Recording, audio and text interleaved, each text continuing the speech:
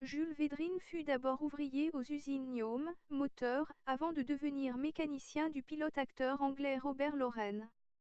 Cette expérience lui donne le désir de devenir aviateur. Il passe son brevet de pilote le 7 décembre 1910 à Pau.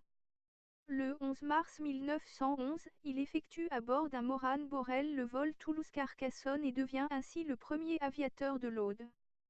Le 23 mars 1911, il survole Paris et, à basse altitude, le cortège de la Mi-Carême, sur lequel il lance une pluie de fleurs.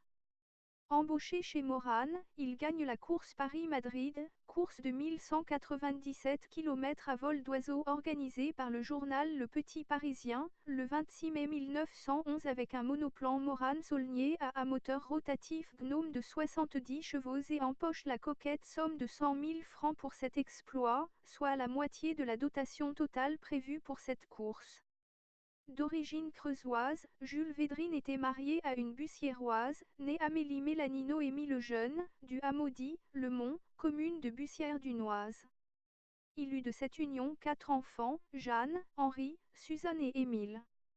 En 1911, Jules Védrine a atterri à Bussière à bord de son Morane Borel alors qu'il participait au rallye aérien Paris-Pau, en partie à cause du brouillard et en partie pour voir sa famille.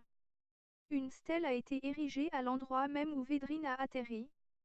Celle-ci représente une aile du Morane et, en son centre, le visage stylisé et évidé de Védrine qui laisse voir au travers la bourgade de Bussière-Dunoise, une partie du moteur et une demi-hélice.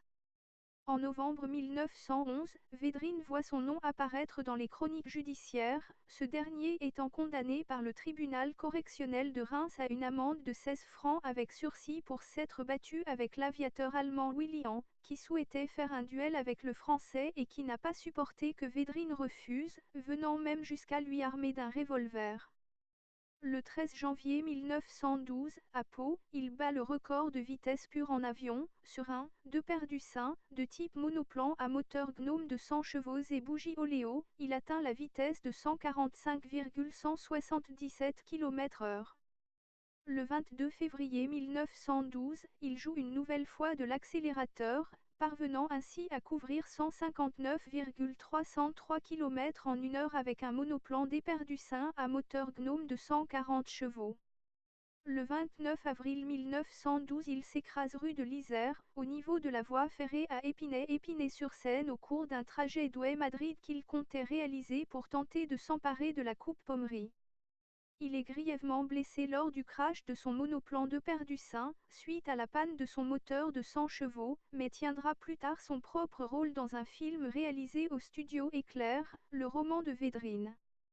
2 ans plus tard, du 20 novembre au 29 décembre 1913, il réalise la première liaison aérienne France-Égypte, avec escale, à bord de son monoplan Blériot. Il part de Nancy le 20 novembre et arrive au Caire le 29 décembre. Il est également le premier pilote à se poser à l'aéroport international de Beyrouth au Liban. Jules Védrine atterrit sur le toit des Galeries Lafayette. Védrine en septembre 1912, à Chicago, RM de vitesse. Le 1er avril 1914, son frère Émile se tue en avion à Reims.